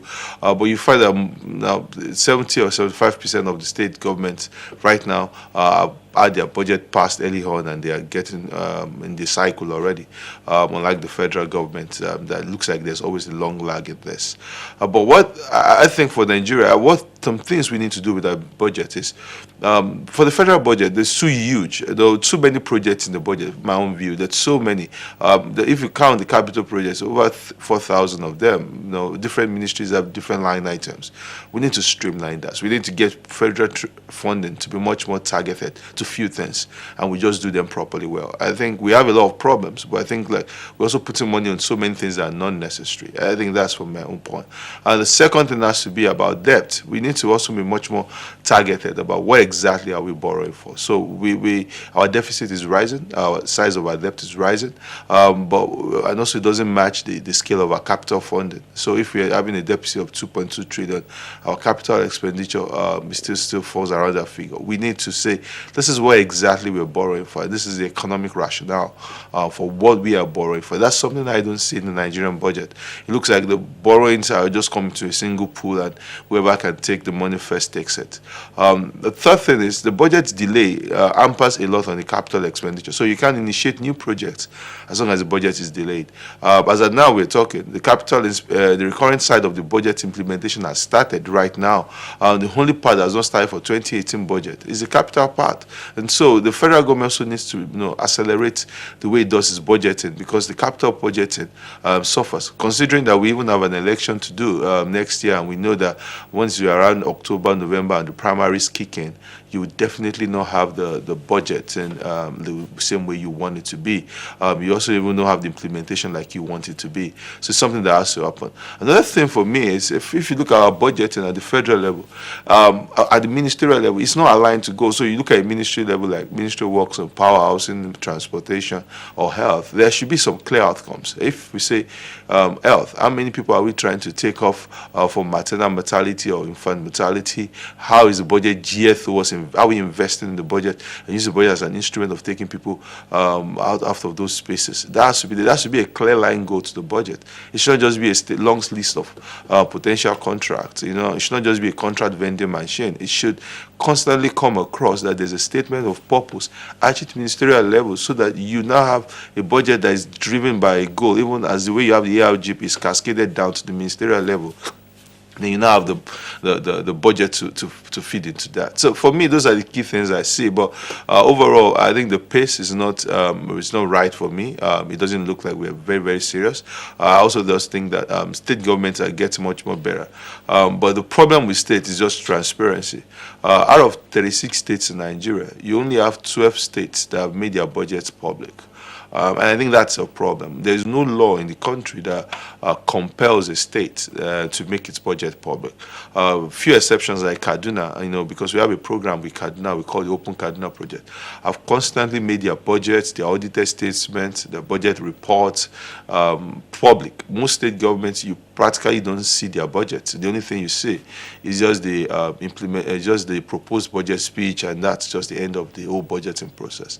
There needs to be much more transparency, and the federal government can help out incentivize this. There has to be a way we can also make this a constitutional provision, and the same way we made it not too young to run. So I feel those are the key issues you find in the Nigerian budget as the way we go forward. Very much. Olusegun Onigbide in our Lagos Center. We'll come back to you in the course of our conversation. Let's take a short break now. When we return, we'll get you a few of the tweets from our online viewers and continue the conversation. Stay with us. It's still Good Morning Nigeria on NTA. The value pack. Helen! You do great value shopping. Absolutely. I'm a champion at getting value. Then you must have bought the Harpic 200 ml. Why Harpic when I have this? Even after applying them 10 times, they won't give a sparkling clean toilet. Impossible. Challenge. Detergent and bleach can't give a sparkling clean toilet even after 10 times. But Harpic 200 ml gives a sparkling clean toilet at one go. Wow. Harpic 200 ml. Real deal. Now only 200 naira. Whenever pain occurs, you want quick relief. Try new Nurofen Express. It goes to the source of pain and gets to work in under 15 minutes. That's why Nurofen Express delivers fast and effective relief. New Nurofen Express works at the source of pain. Fast. Being a mom is great, but when your child has a fever, you don't know what to do. I trust Nurofen for Children to take care of my child's pain and fever. Effective relief you can trust. Every day, I see patients who come to me suffering from infectious diseases caused by germs, from typhoid to diarrhea, flu, cough. An average human being comes in contact with over 1 million germs daily when we use the toilet, from our door handles, from other surfaces, we transfer to others without realizing. That is why we recommend Dettol Antiseptic Liquid. Protect your family from up to 100 illness-causing germs. Be Dettol sure. All right, you're welcome back. And as my colleague Joy indicated before we went on that short break, we have some reactions coming in from our viewers who have sent in their tweets using Twitter handle. You can see that at the bottom left-hand corner of the screen at NTA GMN. Let's take some of those tweets now before we return to our guest. Dilly Jack Solomon has this tweet. The truth must be told that the Nigerian economy is suffering because of delays in the budget processes and execution, particularly by the legislative arm of government. Nevertheless, we must give credit to the incumbent government for blocking corruption and leakages, budget padding is now under check. And this one is from Professor Ajani Olaoluwa. My grouse with all Nigerian budgets is the extremely low appropriation for education and human resource development and welfare. Aminu Haliru has this tweet. Actually, the economy seems to be improving, considering the fact that inflation has dropped to some 12.5%, and our foreign reserves have also increased to more than 47 billion US dollars. So kudos to the economic team. And Omogbolahon Babs tweet, as for the economy, it can only get better. Only on Friday, analysts on one of the terrestrial TV stations mentioned that the economic policy of President Muhammad Buhari was on the right track. Over $6 billion FDI was recorded in the first quarter of 2018. But then there's room for improvement. Mahmoud has this tweet, says budget process in Nigeria is taking longer than necessary. And the Nigerian economy is better today, which is practically real and not on paper, as all indices are positive. In no time, Nigerians would laugh best, for sure, he says. And the next one is from Aminu Haliru. He tweets, the current administration has done a lot in managing our economy, most especially by handling recession that almost destroyed the entire system.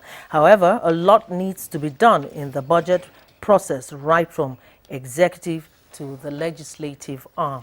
Stanley has this tweet. Any economic growth plans for the nation should always be aimed at alleviating pains, both now and for tomorrow as well, not just in one area.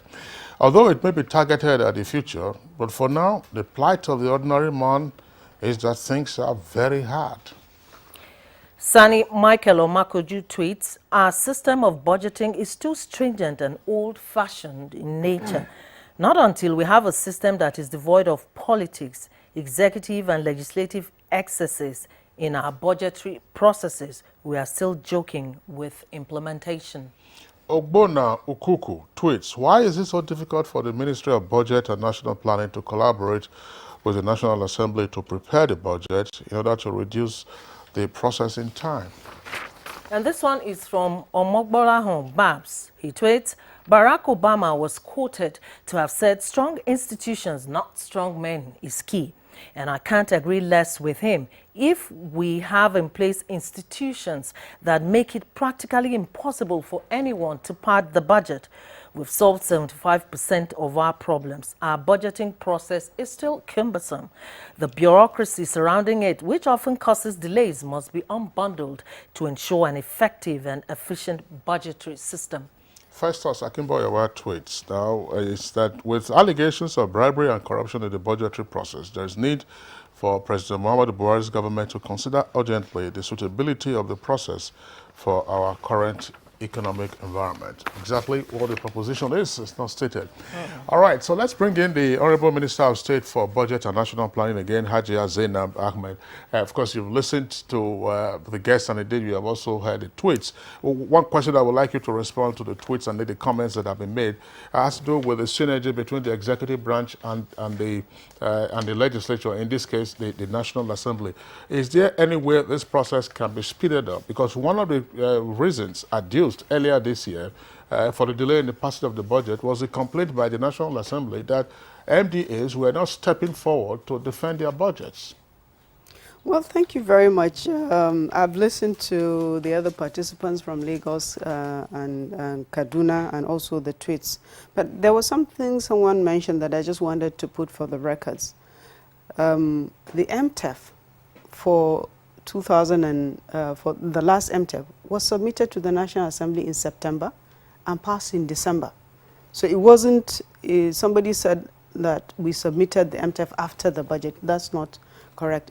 It just was not passed by the Assembly before in good time. Because ideally, we would have expected that they should pass it before we conclude the budget and submit it to them. So we're left with the option of using what we submitted as the framework, assuming it will be passed like that, to prepare the budget so that we could make advancement. Secondly, to respond to your question, the relationship between the executive and the legislature could be better, to be honest. We're not satisfied ourselves with the relationship as it is right now. It's cordial, but we're not able to make significant progress in terms of working together on the budget. We take the pains to sit with the leadership and update them in several stages of the process. But somehow, when the budget is submitted, we still have this long time lag. And also, when the National Assembly says ministries have not come out to defend their budgets, I would ask that people, Nigerians, question that. Because there is no minister that will be invited. You are given an invitation by a letter. So ministers have gone several times over. The shortfall we had was that the only challenge we knew the National Assembly had was budgets of the government-owned enterprises, which can be handled completely different from the national budget itself.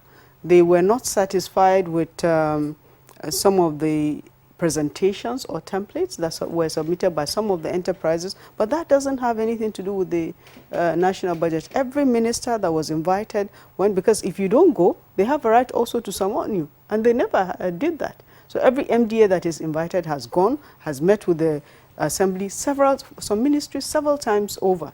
So please let people also question. We choose also not to always respond when these things come up, because we thought, well, we're trying to work together, and even though there are some strains, but there are also some good relationships going on. So when issues like that come up, we just choose not to respond to them. But at some point, we have had to respond. We made a public statement about it. It is not correct to say MDAs were not cooperating with the legislature. Thank you very much, Honorable Minister of State. Let's bring in Professor Waliki quickly.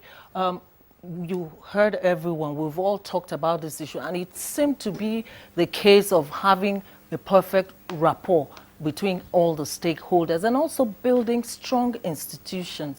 Let's have your closing thought on this issue. Well, if there is anything I want to leave here this morning, it is the fact that, for me, one of the major challenges in the budget process is this delay in the passage of the budget. You'll be surprised that even this delay was mentioned by this central bank governor as one of the reasons for not cutting interest rates, for not trying to implement monetary policy easing at this time. And that's because when you delay the passage of the budget, the tendency is for you to rush the implementation of the budget. And rushing implementation of the budget will inject a lot of liquidity into the system and then put pressure on prices, particularly exchange rates. So it's something that has a negative impact on the economy as a whole. And I think going forward, one of the things we have to do urgently, because I know the National Assembly has recognized that, is to have a budget law, akin to the US Congressional Law of 1974. We need a budget law that, as I said earlier on, will be comprehensive to even address some of these problems, one of which is whether the National Assembly even has the power to increase the size of the budget. The President submitted 8.6 trillion naira budget. The National Assembly, of course, for me, is justified because time has passed. Okay, some of those parameters are no longer realistic. Jacked up the budget size from 8.6 to 9.23 trillion. Also tinkering with the budget reference price. So that law should also address that question. Does the National Assembly have the power to increase the budget size? The other thing I also want to say is, in preparing the budget, we need to also pay attention to some of the details in the document. If you look at the projections from companies' income tax and value-added tax, the value-added tax is a reduction from that of last year. Whereas in one of the parameters, we are projecting the economy is going to grow by 3.5%. If you're going to have an increase in GDP up to 3.5%, then of course that you're also assuming that consumption will grow. There is no reason why you have to provide for a reduced VAT in the budget document, because that's creating what we call a budgetary slack. We're running out of time, so that we can get the views of other guests. Let's move to Kaduna quickly so we can have the closing thoughts of Commissioner Dettijo. Well, thank you very much. I think this is a very important conversation. We do have the budget expiring this week, as noted by one of the participants. And we know that the President, at the end of the day, after consideration, will sign the budget this week. I think it's to, as much as possible, move very quickly into implementation. As we know, the capital part of the budget is very critical in stimulating economic activity, not only for Abuja, but across the entire nation. These are resources that are urgently being awaited by various contractors, by various families that the economy will stimulate. So I think it's as much as possible to hit the ground running from next week from the different MDAs, and we look forward to seeing renewed vigor from the federal government in a way that also positively affects the states. We are already working quite hard, but as you know, the federal government is a large part of the fiscal space in Nigeria, and so we do eagerly await this much needed injection and look forward to a smoother process going forward. Much Mohammed Sani Datiju, Commissioner for Budget and Planning in Kaduna State. We move over quickly to our Lagos Network Center. Okay, let's move to Jos, where we'll have, is he there? Kingsley? All right. Kingsley? All right. All right. We are pressed for time now.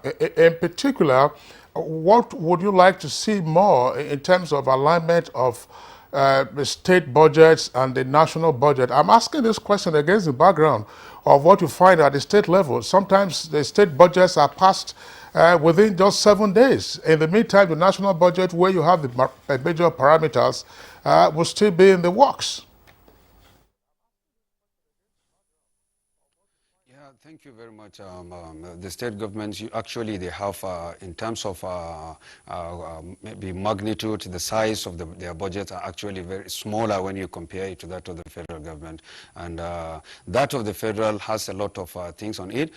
If we look at the things the states are doing, mostly the States House of Assembly are government-dominated, governors-dominated usually, and maybe they seriously do the things that the governors are actually liking it to be done. But there at the National Assembly, you have a lot of things to be scrutinized. And secondly, if the federal government, the executive itself, is not in much good terms with the National Assembly, then definitely things will be delayed. And this is actually serious politicking at that level, causing a lot of havoc on the economy. And then the states so much rely on the national budget. If they don't have sources of revenues from their own IGR, then definitely their budgets, they will just be mentioning figures without actually achieving the targets of those budgets. So for us to be having a budget that will serve the interests of the public, we need to get at least 20% of our GDP to be in the budget. Averagely now, Nigeria should have the budget of about 17 trillion naira for us to have the masses feeling the impact of the budget directly, because that's the minimum international standard. And all right, Dr. Isa Abdullahi of the Department of Economics at Federal University, Kashere, thank you for being with us. You joined us from our Jos Network studios. All right, and very quickly also to our Lagos guest, that's Olusegun Onigbinde. Onigbinde, tell us something. I mean, you made a comment in addition to other things you said, that there has to be a refocusing of our budgets so that the budgets are not just mere contract vending machines. But from your perspective, taking the national and subnational budgets, can we reach a situation anytime pretty soon whereby we attain a GDP growth level that surpasses our population growth rate of 3% at the moment, and therefore improve the overall well-being of the citizens? If you look at our budget, we really don't have an expenditure problem. We have a revenue problem. And I think when you look at VADs and other initiatives to expand revenue, you know that the government also thinking in that direction. There is a necessity to bring much more Nigerians to the tax bracket. And I think that's where the problem. If you look at states, apart from Lagos, Delta, Rivers, and maybe Kano, most states' IGR are actually less than 25 billion naira. Kaduna has also been 26 billion last year. So we need to put much more work. How do we improve the space for public revenue? Like the guest from Jos just said, our budget size is not where it's supposed to be. We should not be doing nothing less than 20 billion. But in a country where the revenues are mainly coming from oil that is volatile, even the size of our production doesn't support such large fiscal space. We need to put much more attention to that. And it's just because too many people are not in that revenue basket, they're not putting anything in that revenue basket, and we have a rich population. And again, that's where the synergy needs to come from. The Joint Tax Board, the FIRS, LIRS, and other IRS across the states need to work together to expand the fiscal space. Thank you. All right, thank you very much, lead partner, budget. That's Mr. Oluseun Onigbinde. Thanks a lot for being with us from our Lagos Network Center. And also, we'd like to appreciate Professor Uche Uwaleke, Head of Department of Finance at Nasarawa State University. Thanks a lot for being with us on the program, as always. Thank you. And lastly, let's get the closing thoughts from the Honorable Minister of State for Budget and National Planning. I asked the question, but unfortunately, Onigbinde didn't touch it. In terms of being able to attain a growth rate that will surpass our population growth rate at the moment, because analysts are concerned that if we cannot surpass our current growth population rate of about 3%, we are said to be 198 million, then of course all of this might just be scratching the problems of national development on the surface. Well, when we did the ERGP, one of the key risks that we identified, if you look at the report, is the size of our population. Because when you're growing at a rate that is lower than the population growth rate, then people will not feel the impact of the growth.